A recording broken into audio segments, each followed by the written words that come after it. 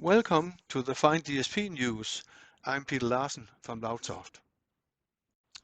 This is the new FINE DSP.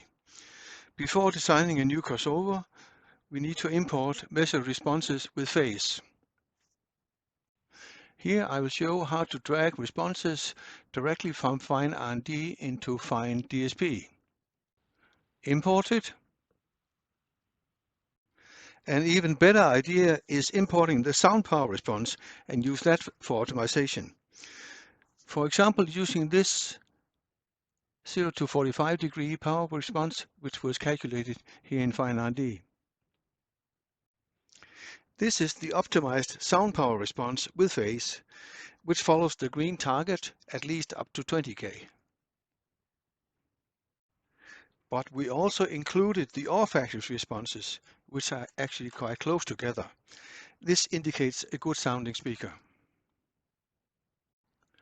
Turning on the unit drive, we see the bass boost here around 50 Hz, which brings up this flat curve, which actually was like the yellow one before, so it's a heavy bass boost.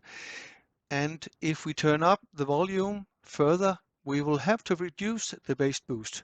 So this can actually be used to program the bass boost dynamically.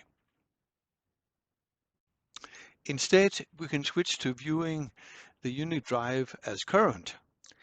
This is, by the way, also the place where you set the DSP sampling rate. And the woofer current is lower than what we have specified with the red triangles.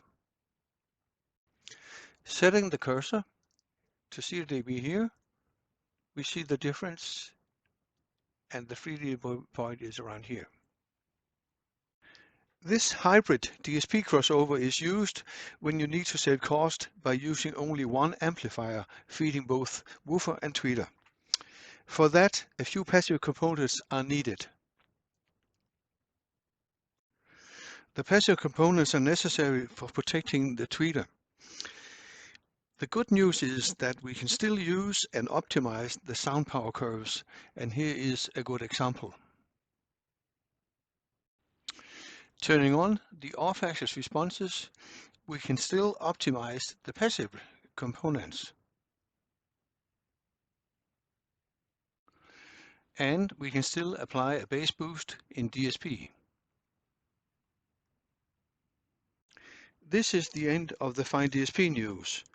Go to loudsoft.com, where FINE DSP is part of the FINE Circle, where all software can share data. Thank you for listening.